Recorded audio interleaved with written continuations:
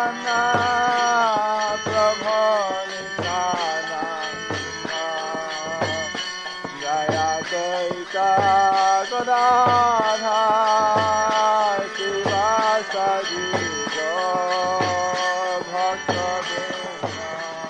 following is a class given by His Holiness Jayapatākā Swami Maharaj on May 13th, 1980 in St. Louis.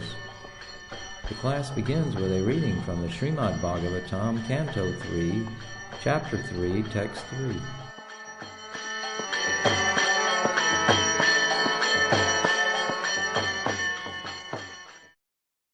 Translation by His Divine Grace Srimad A.C. Bhaktivedanta Swami Prabhupada Ki Jai. Attracted by the beauty and fortune of Rukmini, the daughter of King Bhishmaka, many great princes and kings assembled to marry her.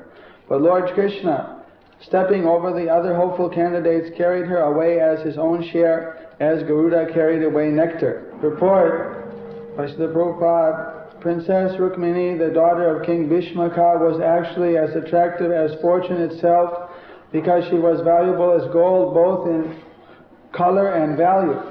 Since the goddess of fortune, Lakshmi, is the property of the Supreme Lord, Rukmini was actually meant for Lord Krishna. But Sisupala was selected as her bridegroom by Rukmini's elder brother. Although King Bhishmaka wanted his daughter to be married to Krishna, Rukmini invited Krishna to take her away from the clutches of Sisupal. So when the bridegroom Sisupal came there with his party, with the desire to marry Rukmini, Krishna all of a sudden swept her from the scene, stepping over the heads of all the princes there, just as Garuda carried away nectar from the hands of the demons. This incident will be clearly explained in the 10th canto. Thus, in the purport, by His Divine Grace, Sri Srimad A.C. Bhaktivedanta Swami Prabhupada. So,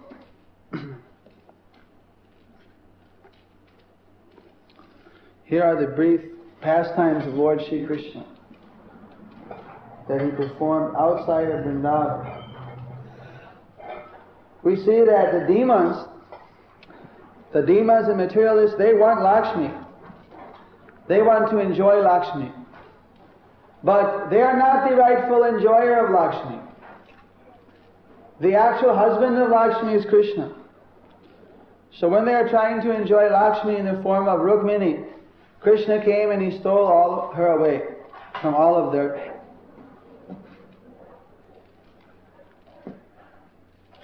them. And Krishna, taking Rukmini, his rightful queen, back to his own Dhamma in Dwarka,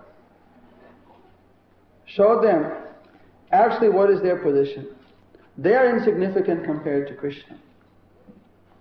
In this way, Krishna, in other avatars, he also showed, just like in Rama avatar.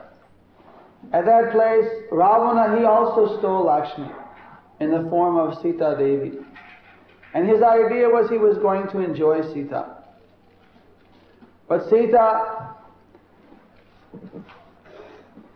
is only to be enjoyed by Rama, Chandra Prabhu. No one else is a fit person to be her master. So Ravana was cursed that if he were to dare touch a woman unwillingly, that his head would explode. His 10 heads would explode. So he would have to seduce the women he would abduct until they willingly agreed to accept him. But Sita never agreed to accept Ravana. Even he tried mystic power. He took a false head of Ram, threw it at her feet and said, "Just see, I've killed Ram. Now you should accept me." And she spit and said, "You are a dog," in so many words. "You are not crow compared to my Ramchandra. This is all some trick." So, therefore it is said that of all the chaste wives, even of the king of heaven Indra, And no one compare with the chastity of Lakshmi. Of course, compared to the chastity of Lakshmi, actually she is doing tapasya to be elevated to the position of the gopis of Vrindavan. And of them, of course, the queen is Srimati Radharani. So the materialists, they're always trying to enjoy the Lord's energy. Therefore, their mentality is the mentality of demons. And therefore, although they try to enjoy continuously, it's being taken away. They're not able to maintain that status. And it's being taken away by Maya, by the cruel hand of death. The devotees, they are like representatives of Hanuman. They're also trying to take the Lakshmi away from the demons and return the Lakshmi back into Nārāyana's service. Just like Hanuman went all the way to Sri Lanka. And he was captured in the garden, giving a message from Ramachandra to Sita. Hanuman is a monkey devotee of Ramachandra, very powerful. He is the son of the wind god, Bhayu. So he's able to fly. He also has many mystic powers. So when they bound him up by ropes, then Ravan said, now you light his tail on fire, we will incinerate him. How do you say that? Exhume him. So they tied to his tail a rag of oil and set it on fire.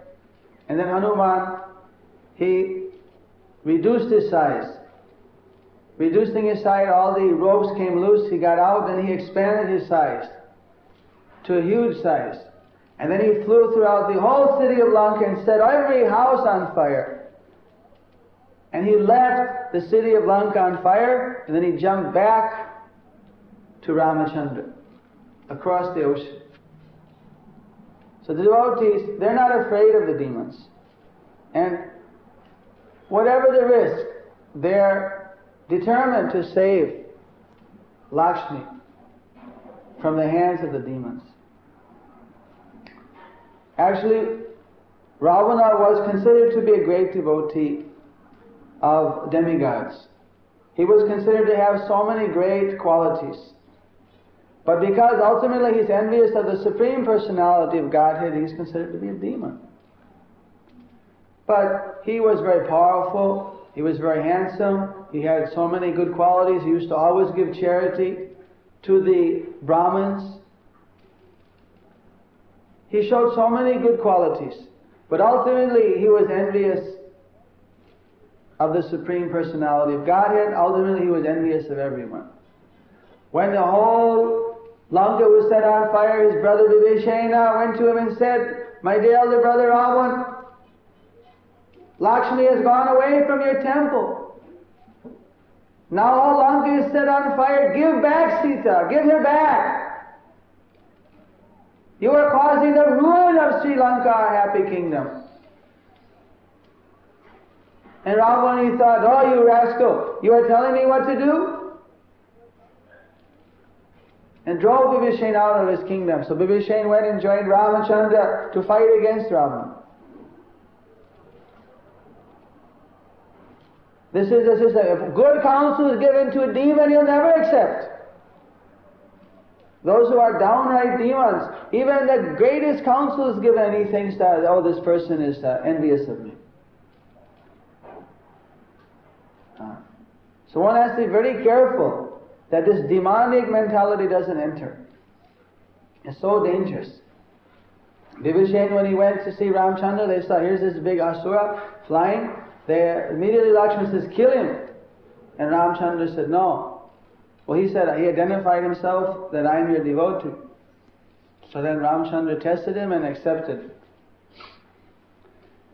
So the battle, of course, is amazing because by the power of Krishna and his energy, Prakriti kriyamanani gunai karamana sarvasa hankara vibhudatma kurtahamiti manyate. Everyone thinks they're the doer. That all the followers of Ravana, they were so dedicated to Ravana. because he had given them sense gratification. Simply on a purely demonic level, but they were so dedicated, they were willing to give their lives for Rama. One by one, when Ramchandra attacked with his hordes of monkeys, he sent out his great warriors. He sent out Indrajit, he sent out so many of his warriors. One by one, they were defeated. They would say, how we can fight with these monkeys? They're taking the tops of mountains and throwing them on our head. How you can fight against a mountain that's flying and smashing on you? All right, if they took ordinary weapons, how you can fight against mountains flying at you? They pick up mountains and throw it on them. He said, you are afraid? No, I'm a demon. Get out and fight. And one by one, they're all being killed. When they would leave the fortress of Sri Lanka, because what happened was they wouldn't go out and fight against monkeys. They said, this is beneath our honor to fight against them. But then they put in siege the whole Sri Lanka city. So eventually it was becoming so difficult they had to go out and fight. When they'd go out, there were such auspicious omens on Ravan's forces that as the general would leave, then hyenas would vomit blood on their horses, and vultures would fly over and pass right on their head. And there are just so many, from the sky, blood and pus would rain on them. These were the auspicious omens when they were leaving there'd be a big fanfare, all the queens and everyone would blow conch shells as they leave, try to make some auspicious sign, hit kettle drums, and they'd go out and the vultures would, pass stool on their head, and then blood and pus would rain from the sky.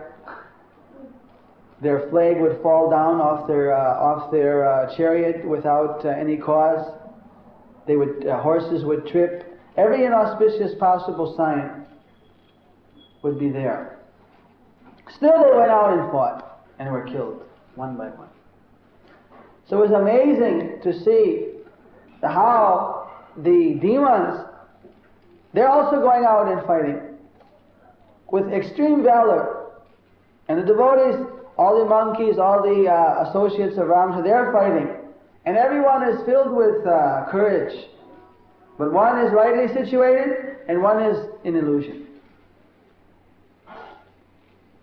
This is the amazing thing. The demons, they think, I'm rightly situated. And they don't have the sense to see. So we see in this world today that there are a few demons. And most of the people are innocent. And they're being misled by these demons. And because the demons are showing such a determination, they're thinking, oh yes, they're right. But if someone just looks and sees what is the basis of their statements, they see that it's all simply sense gratification. There's not the bit of absolute truth in their statements. They're all wanting to exploit Lakshmi for their sense gratification, not giving any tribute to the real owner of the goddess of fortune, the Supreme Lord. This is a very unfortunate situation. So, Lord Chaitanya Mahaprabhu, he recommended everyone should study Shastra very carefully. Don't be lazy when it comes to reading the scriptures. If everyone studies the Shastra, then they can start to see what is the actual situation. Bhishma Dev, who was the brother of Pandu's father, he's actually a lifelong brahmachari. His father wanted to marry a very young girl, although he was quite old. And the king of the young girl said, no, you can't marry her, because if you marry her, what is the use? Your own son is already full grown. He will marry and his son will be the king. So why should I marry my daughter to you when you're already in middle age and your son won't be the king? Because you're by her, because your already grown son is here. So then Bhishmadev, seeing the situation, his father was very anxious to get married again. So he said, no, don't worry for me, I will never get married. Just to satisfy his father, he was so austere, he accepted a lifelong brahmacharya. I won't get married. Are you satisfied? He said, all right. Then he gave his daughter in marriage to the king, the father of Bhishmadev.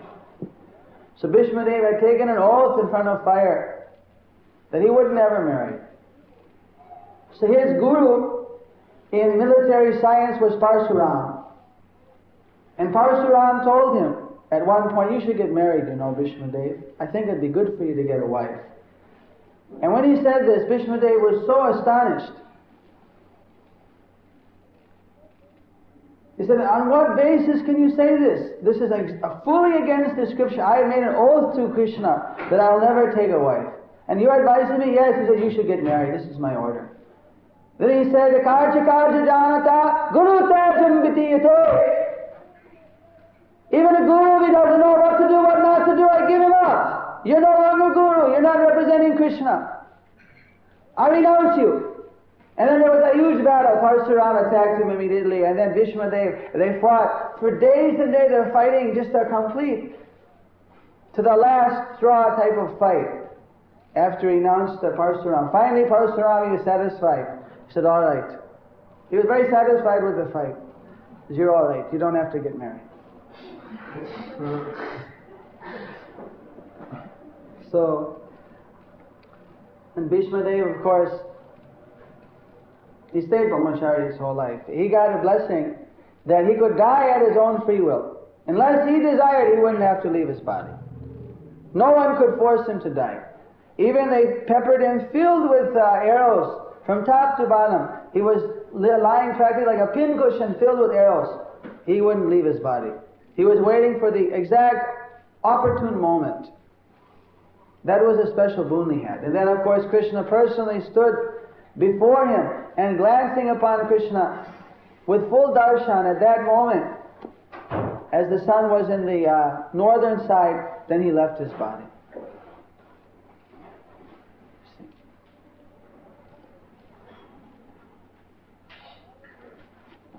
So that is the point. These people who went out to fight, trying to steal Lakshmi, they died. They are fortunate to die at the hand of Krishna. Therefore, they got liberation. But it's not recommended we should go out and fight Krishna. And think of Krishna in that way as our enemy. Rather, we should always look to Krishna in a very humble and serving attitude. Carrying out his order, even the odds appear to be unlimited. What are the odds of an army of monkeys fighting against the highly powerful asuras who have mystic power, who are great warriors, who have all special type of weapons, yet they defeated them? The monkeys defeated these demons because they were empowered by Ramachandra. The demons are always trying to keep Lakshmi for their own enjoyment. And the devotees are trying to save Lakshmi and engage Lakshmi in the service of Krishna. Save the goddess of fortune from the hands of the demons and to engage in service of Krishna. Of course, Lord Chaitanya, he tried to change the demonic mentality of people so that they will use Lakshmi in Krishna's service. They will all, of their own accord, offer Lakshmi to Krishna. That is a very transcendental potency that Lord Chaitanya gives, that he can induce even the demons to become devotees and to engage Lakshmi in Krishna's service. This is a special qualification of Lord Chaitanya Mahaprabhu. So here we see that Krishna has stolen away Rukmini from the hands of the non-devotees. That Krishna can steal anyone away. He can steal away the pure soul, even in the midst of a demonic mentality. That is why one of his names is Hari. Hari means who can steal away. Because Rukmini was desirous, I want to go with Krishna. In spite of so many obstacles, he came and easily took her away. Simply if we desire, I want to serve Krishna, even we have so many disqualifications, even so many obstacles are there, Krishna easily can come and take us away. Take out that pure soul and leave all the garbage behind. But we have to cultivate the desire to serve Krishna. If we don't have the desire, we may put on so much show. I am a great devotee, I am a great soul. But if we don't have the desire to serve Krishna, we're all bluff. Inside it will be dry, like a dried twig. There will be no juice. And even if there's some obstacle, even if there's some defect, if we cultivate the desire to serve Krishna, to manifest, to fulfill His desire, then everything becomes juicy. And Krishna, He easily takes away that pure spirit soul and all the demons are destroyed. Murari means who can kill the demons. The killer of the demon Mura. So just like Krishna killed so many demons, He can kill the demons in our mind that are causing us to desire sense gratification, prestige, distinction, adoration. He can easily kill all these demons.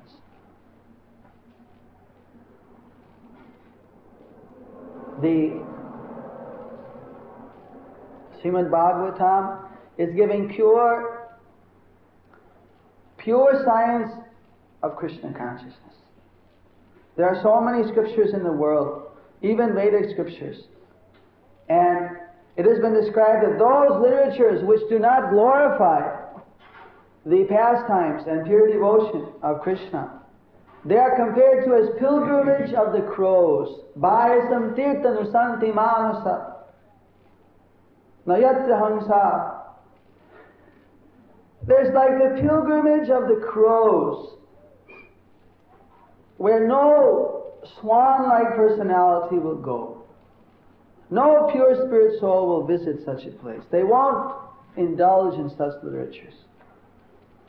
So, this Krishna conscious movement is meant to distribute literatures which are meant to revolutionize, to create a revolution in the sinful minds of the fallen souls.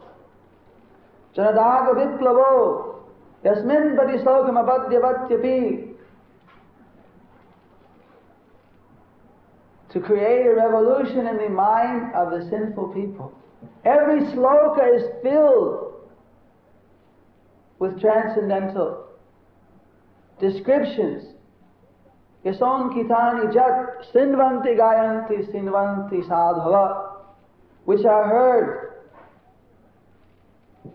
remembered, and sung by those who are perfectly honest. One who is completely honest, he can accept, he can hear, and he can glorify the Supreme Personality of Godhead, Sri Krishna.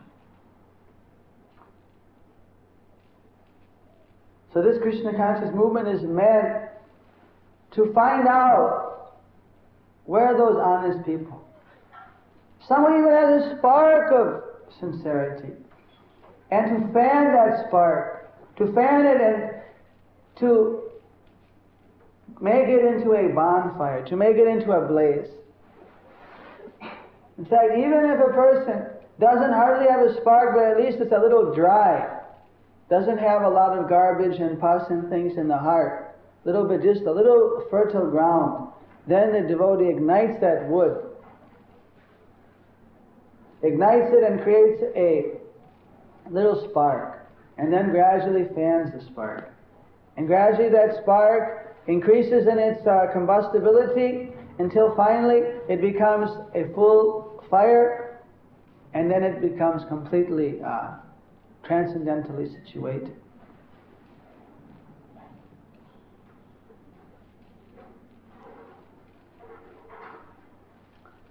the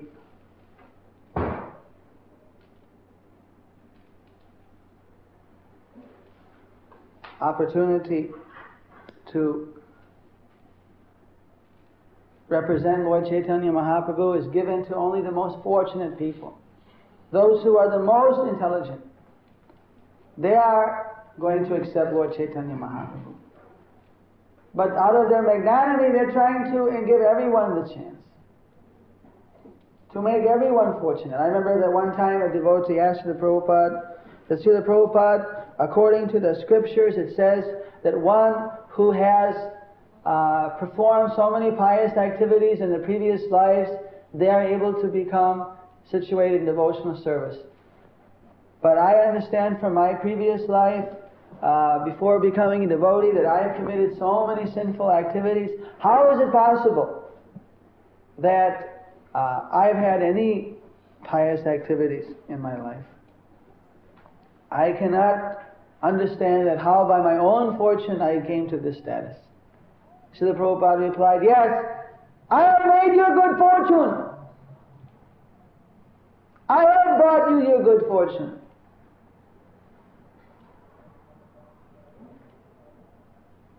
But Srila Prabhupada, he brought the good fortune of Mahaprabhu over.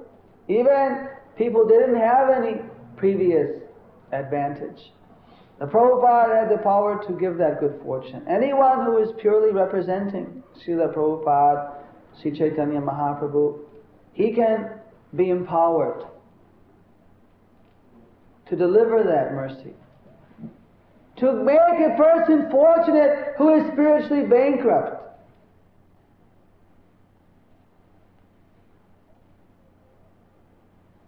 That is a special advantage of this Kali Yuga, that Lord Chaitanya's devotees are here giving out the mercy.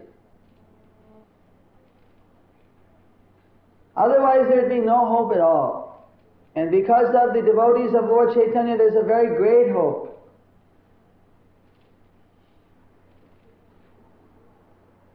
Lord Chaitanya Mahaprabhu, when he was touring India, simply by hearing his chanting, a devotee would become filled with love of Godhead, would go back to his village and tell the villagers about the chanting, induce them to chant. They would become filled with love of Godhead. Another person would go to another village. And this, anyone who came in contact with Lord Chaitanya, his devotee, or the person that came in contact with his devotee, they all became empowered. Someone who is thus imbibed with the potency of Lord Chaitanya, he can deliver the whole three worlds. All the planetary systems.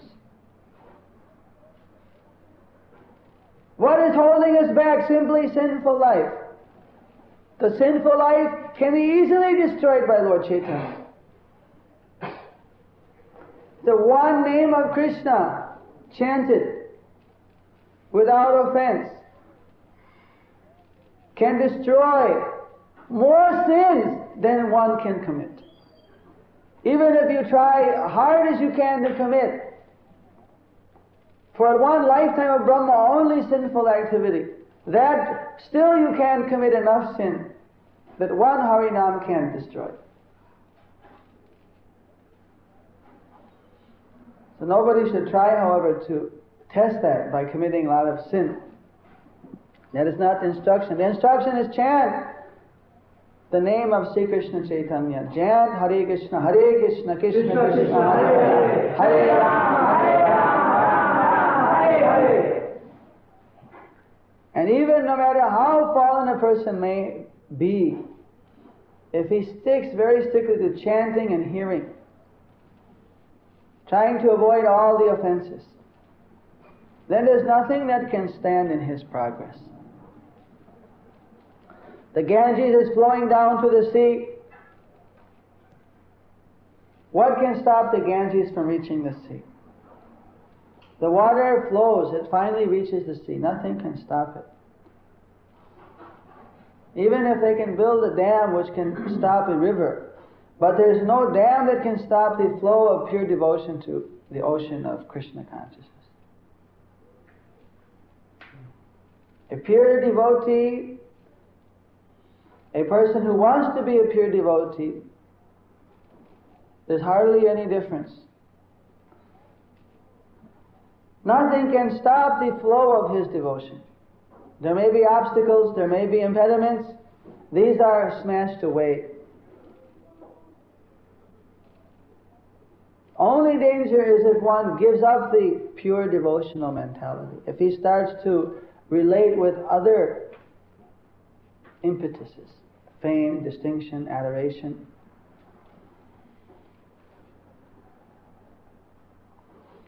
Sense gratification, karma, gyan, empirical knowledge, speculative knowledge, fruitive activities, mystic powers. These are like weeds. Just as the seed of devotion is planted in the heart, as you're watering that devotional plant, at the same time, around it other weeds can go up. Have you ever seen a rice paddy? You've seen? Surdas? You know that when you water the rice paddy and throw the fertilizer and the manure, that alongside grows shama grass. Did you know that? Shama grass and rice, they don't look at all different. Exactly looks the same to a novice. Exactly the same. Just see, when you plant one rice plant, from the root come out about 10 tillers, and it makes a big bunch. Similarly, the shama grass you plant, the one seed is there in the soil, from the root come out so many, and it becomes a bunch. When you transplant rice, you just put 2 plants in one place. After 15 days, there will be 25 plants there. This is Krishna's wonder. Otherwise, how, by one seed, how can you get so many seeds?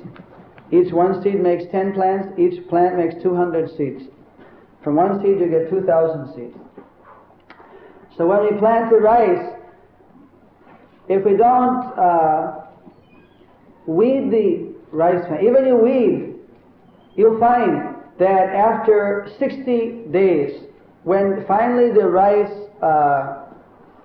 grains come out from the inside of the plant, the seeds come out, then you see that there, amidst the rice, there's this shama grass.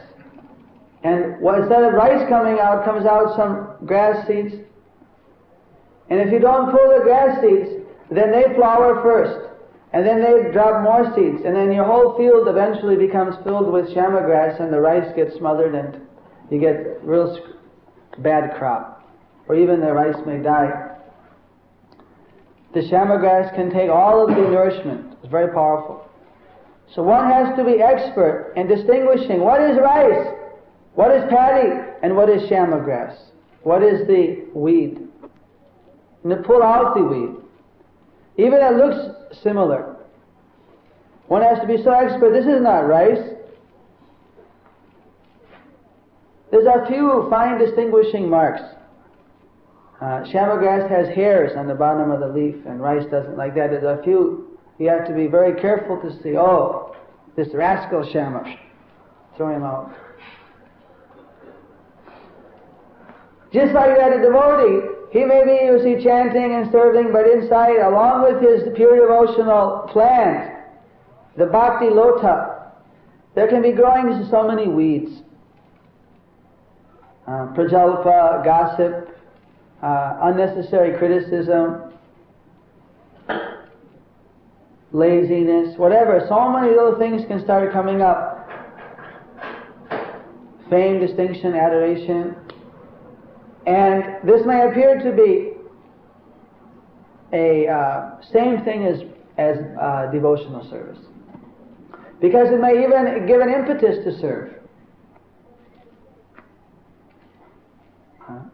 Just like there was one very nice singer singing in kirtan, and all the devotees are appreciating.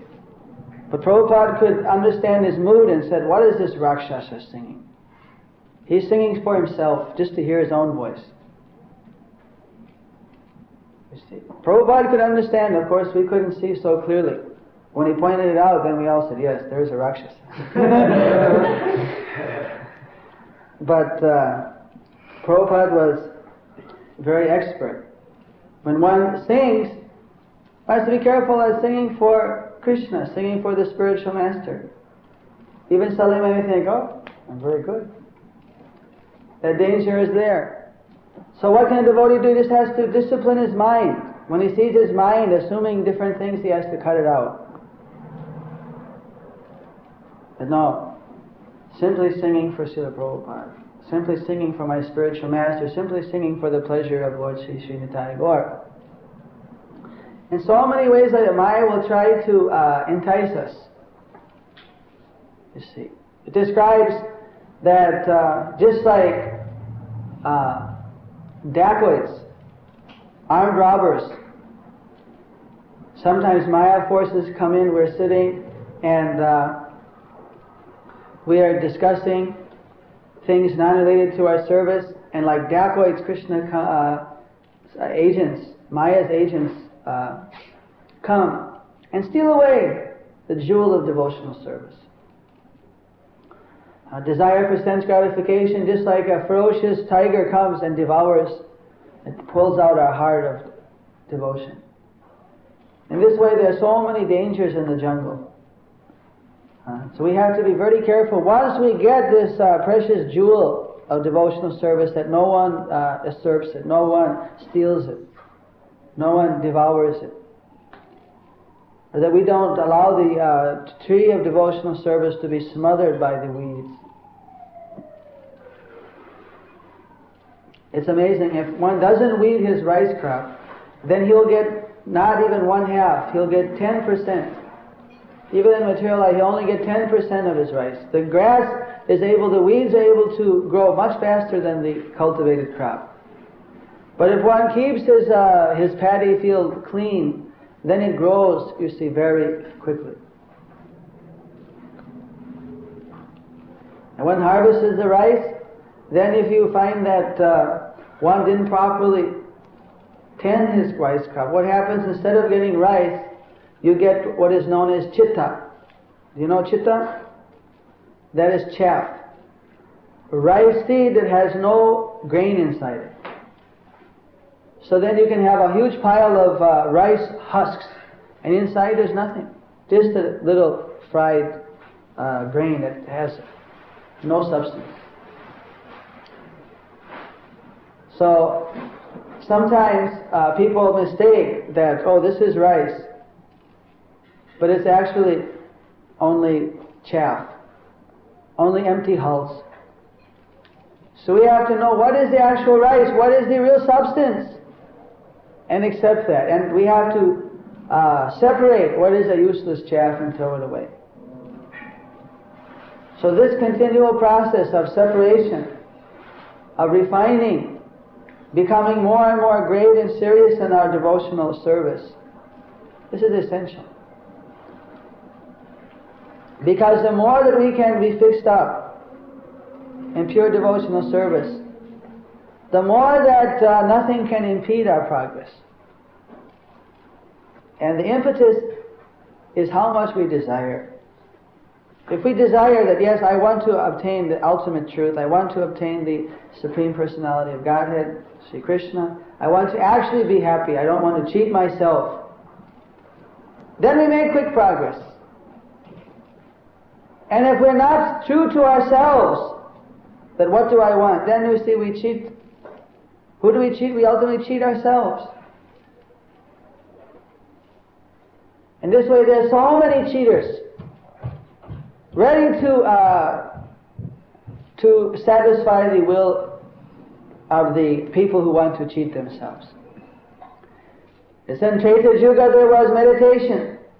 In the Satya Yuga there was meditation. Treta Yuga there was sacrificial fire.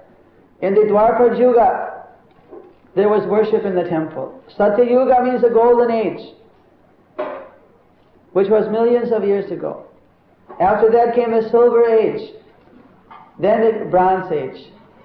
Now we're in the iron age of Kali. In the iron age of Kali, the other systems, they don't work. Doesn't mean that they're not bona fide systems. Just like if you go to the drugstore and ask the druggist, please give me some medicine. Please give me a drug. What drug do you want?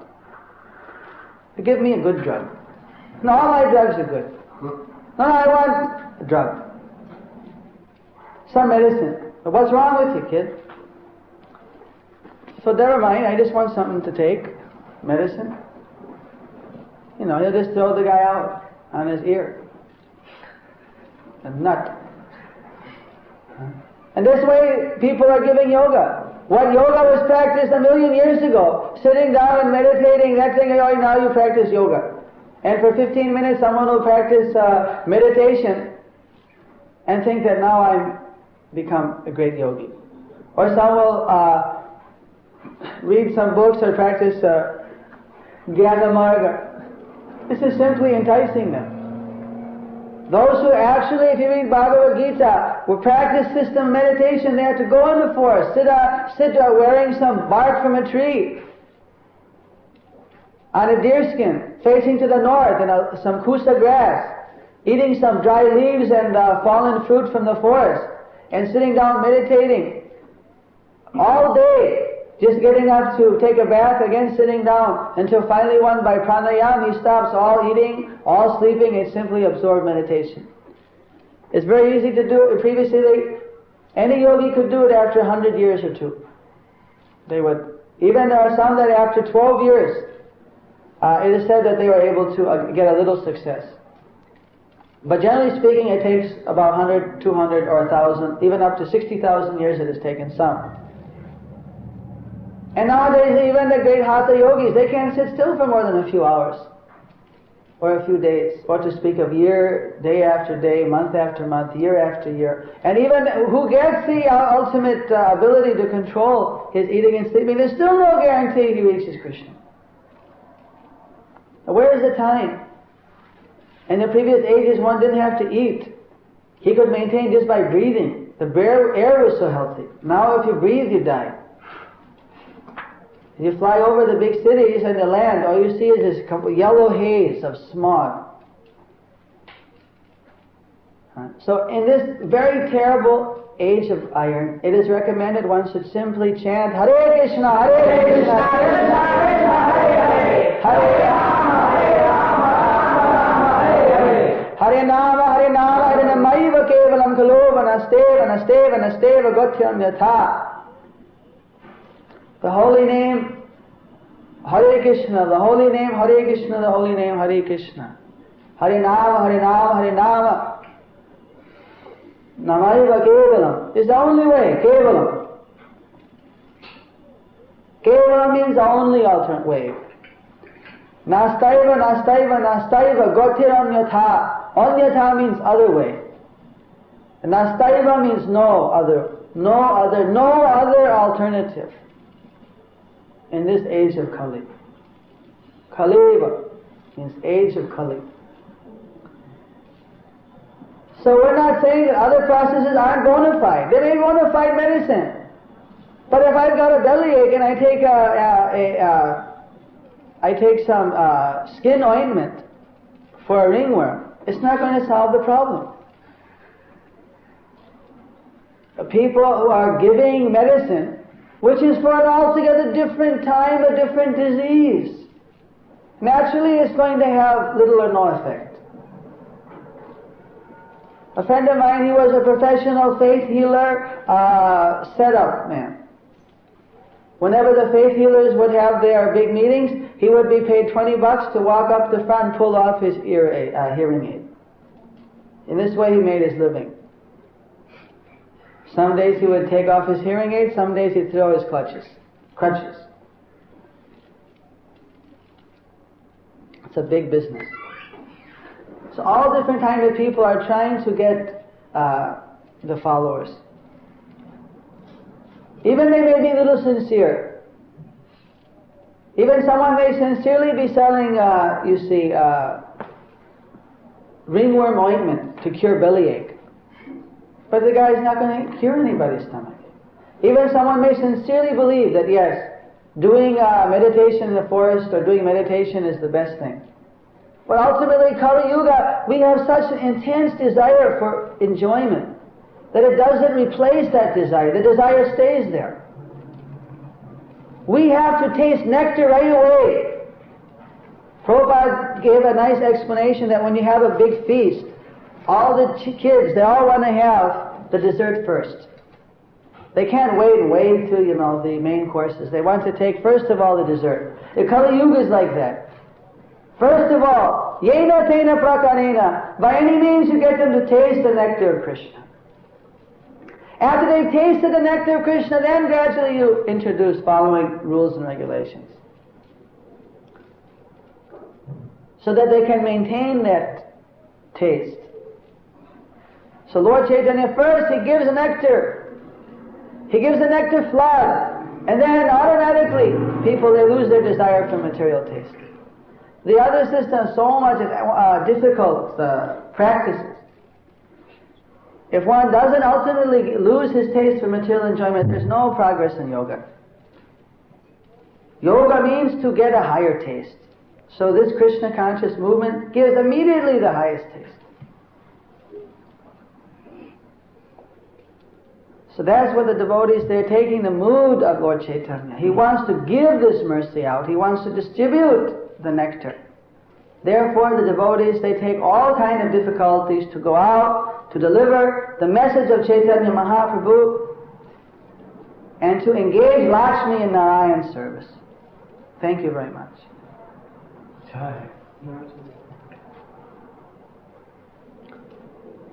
Are there any questions? For a particular age, there's a particular path which is going to be able to take one all the way. Because the basic intelligences, the basic defects of any given age are the same. So what could take one to the ultimate perfection in one age cannot get one even up to the first floor in another age. Anyway, if someone tries that, at least he's making an attempt. But he can't reach the ultimate goal. In this particular age, people have an intense desire to enjoy. They are very agitated. They're very impatient. And still, there are some very intelligent people. And they can understand that ultimately they have to become happy. And that happiness has to come from within. That externally, the happiness we perceive never satisfies us. So Krishna consciousness is actually meant for this age. Kalo dosha nidhi rajan hasti hyaka mahan guna kirtanadev krishnasya mukta sangha parang bhajet. There's a whole volume of a book dedicated simply to describing all the defects of this present age. It said that people will grow long hair and think themselves beautiful by the length of their hair. It says that people will gradually lose the quality of mercy and not only kill animals, but eventually they will become cannibals. It gives so many descriptions that how the members of the family, they will live separately. Families will break up. Marriages won't last. Eventually there will be no formal marriage before God, but simply by agreement people will live together. Now, these things were unheard of when these literatures are written. And of course now they're daily happenings. Even in New York City, I understand that they're selling human flesh on the black market.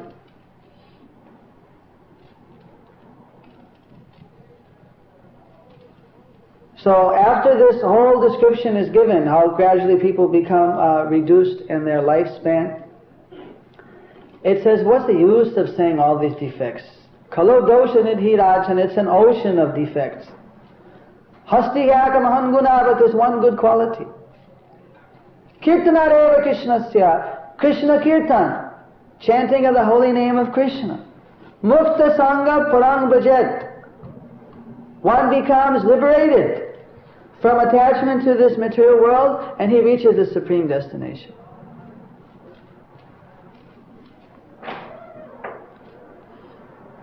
In every age there's a door to get out of this material life. And ultimately all the paths are leading to the same path. Actually, meditation and different paths that are there, they are considered to be on a much less difficult platform in the way of dedication. One can meditate, it doesn't require so much of a commitment emotionally and intellectually. It means a physical commitment of sitting down and simply just sitting there and being very austere for a long time. So in the Kali Yuga, these external systems are not powerful enough to work. So externally it's very easy. One doesn't have to control his diet except to eat Krishna Prasad. He can eat very nice Krishna Prasada. He can sleep, he can do, everything is there, but it simply has to be a little regulated so it doesn't become too disturbing. Externally there's not so many restrictions. Although maybe by Western standard it's considered to be a restriction. But considering the other yoga practices, if they're actually to be followed, there's not so many restrictions. One can be married, can have children, and still become a perfect yogi. Because the process is on the most subtle platform. It is on the internal platform. That one internally he accepts the desire, I actually want to become absolutely pure. I want to actually surrender to Krishna. I want Krishna to take me out of this material world. So yes, there are other processes are there, but those processes cannot take one to the goal in this age. They're not powerful enough. They don't go deep enough. And nobody practices them practically the way they're supposed to be practiced anyway. And even if they try, we don't see, 99.9% they don't practice very properly. Especially, there's no way you can practice it in America in the middle of a city. Any of these other systems. All the other systems mean you have to, first of all, there's no other system of yoga except Bhakti Yoga where actually you can be married and do it. If you see all the people who have become liberated by that process, they were all sannyasis who completely gave up all connection with family life, who gave up all connection with social life.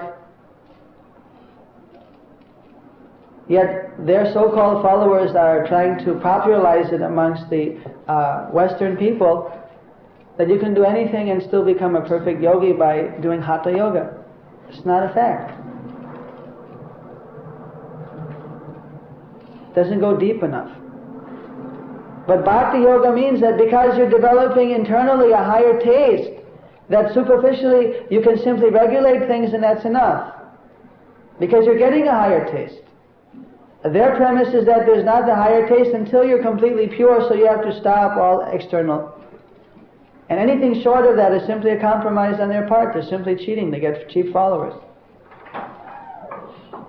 So the answer is yes, there's other processes, but those mentalities actually people don't possess. The mentality people do possess in this age is suitable for Bhakti Yoga.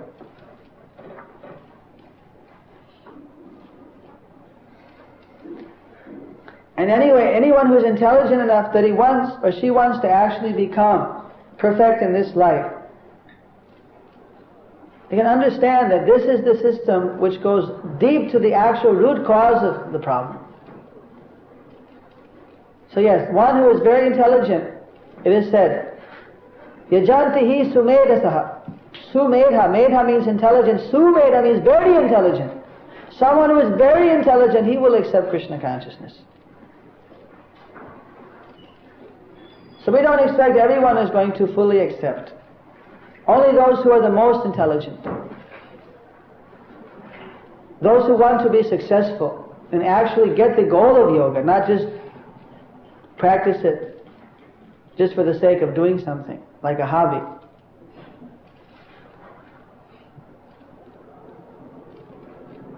Don't you want to get the ultimate goal? So then you should see what will take you to the goal. What will work in this age? What will cause a change of heart?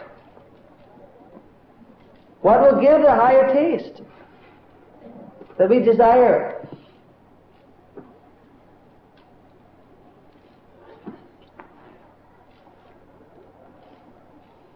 We want that you should taste nectar.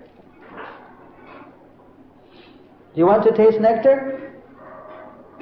You know meaning of nectar? Nectar means that which is transcendental and gives eternal life. That is nectar. So by chanting Hare Krishna, one tastes nectar. So we're in the nectar business.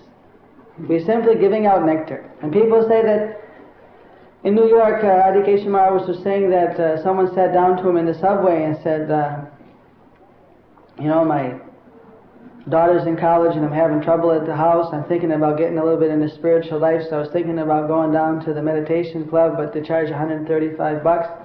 So then I thought, well, maybe I should get into Hare Krishna because it's free. But, why is it free? Is it free because it's just, free, or is it actually kind of, it's not worth anything?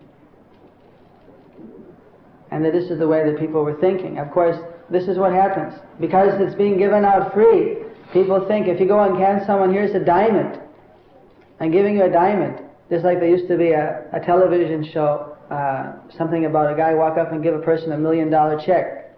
First reaction was, it must be a ripoff. It's just someone's kidding me. You come up and give someone a diamond, he thinks, what is this? Joke? If you come up and give someone, this is a piece of glass, oh, beautiful.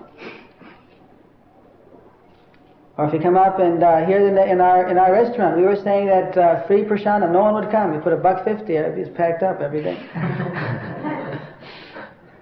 Because it's free. Free means it's not worth anything. Must be useless. But if you charge something, then people can give it a value. This is the mentality. But we can't. It's against our principle. We can't charge for Krishna consciousness. If you want to give something, that's another thing. But the system is that nobody can take any material benefit. And we can, whatever we have to pay for, books, beads, that's another thing. But actually the Krishna conscious philosophy, no one can, if you make a business out of it, then it is not proper. It's forbidden.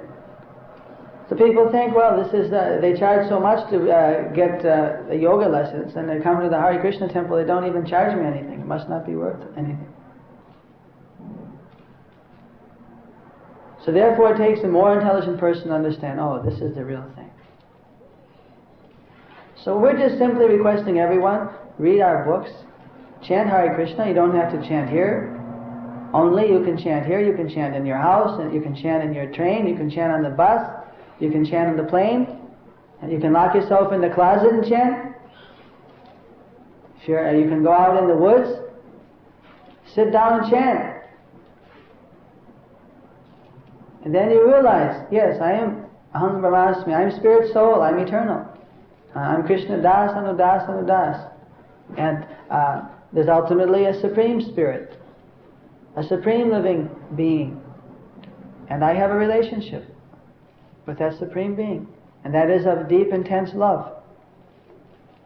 And all these days, all these births, after birth after birth, I've forgotten him, and therefore I've been suffering.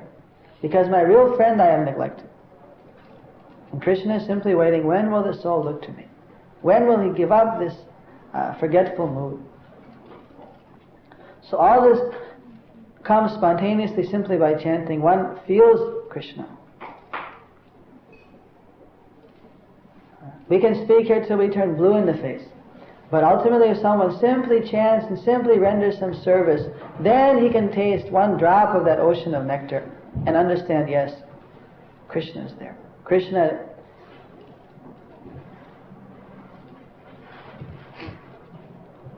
he can understand that Krishna is very kind,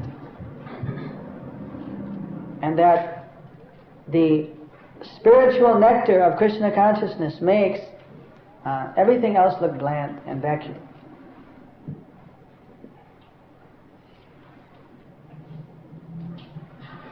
Do you have any other question?